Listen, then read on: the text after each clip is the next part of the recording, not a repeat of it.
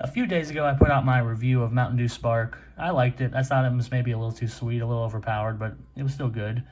Now we have Mountain Dew Zero Sugar Spark, and we're going to see how it compares. All right, to keep this comparison fair, I'm going to drink the original first again. I know I liked it. I just thought it was a little overwhelming. And I'm thinking maybe the Zero might mellow it out a little bit, but let's drink this one again just to be safe. Once again, I find it very lemonade forward, very sour, not very sour, but very sweet, a little bit sour, very lemonade forward. Now we're gonna pop this can. Hear that satisfying crackle. I've always been more of a can man. I'm trying not to let that bias me though, but I generally like my sodas from a can better than a bottle. Let's give it a shot.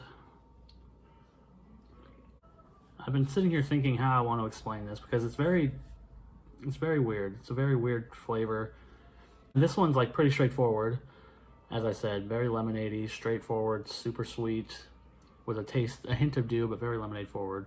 Raspberry kind of gets lost in it.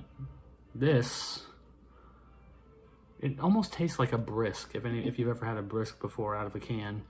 A lemony, it's almost like a lemon iced tea, and it's weird. It's like an Arnold Palmer kind of taste, which doesn't make sense because there's no tea in here. But what I mean by that is it's a very mild lemon flavor. Like it tastes like lemon, but you get none of the acidity and none of the bite and none of the punch of a lemon. It's very like flat lemon flavor. Raspberry might as well not even exist as far as I'm concerned in this Zero version. Let me try it one time.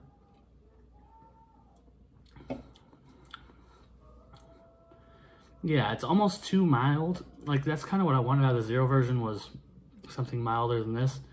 Maybe a little bit too far. I gotta be honest, maybe a little bit too far in the mild category. It's not, again, it's not bad.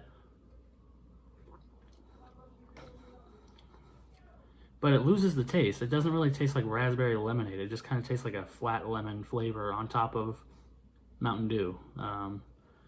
So in that respect, it kind of loses the spark, the namesake of the drink. The spark of the drink is lost in the Zero Sugar version. Then again, with the Zero Sugar version of any drink, you got to consider the fact that there's 0 calories and 0 everything else. There's just a little bit of sodium.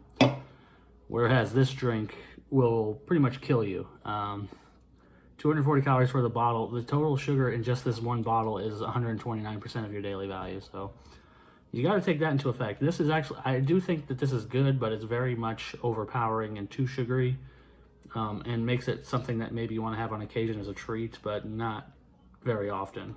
With this Zero Sugar, you could definitely drink this, you know, like any other zero sugar, 0 calorie diet soda. You can feel slightly better about drinking it, despite what people say. You know, there's all sorts of whatevers about diet drinks, but the numbers are there. You can drink them daily without, you know, as much of an issue, but you definitely are losing something in that.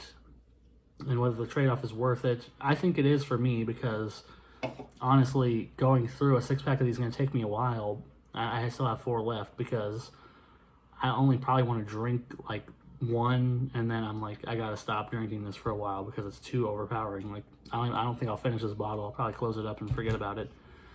I like it, but it's just so overwhelmingly sugary, sweet, lemonade-y that it's more of an occasional treat, whereas I could definitely see myself drinking these more often, but not that often. In the realm of zero beverages, I've always been like a Diet Pepsi, Diet Coke. I know there's a big difference between those two, but I've always been more of a cola person rather than a more fruity beverages, soft drinks.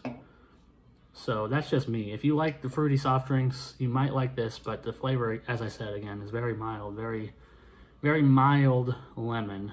It's almost like a brisk. Again, I kind of wish I had a brisk to taste next to this, even though brisk is tea, like it's lemon tea. It's got that kind of lemon flavor that's on top of the tea where it's just very flat. So hopefully I explained that in a way that makes sense, because I feel like I've been rambling for a long time about this. But yeah, I think that this is a worthwhile, you know, opposite of this if you don't drink the full sugar versions.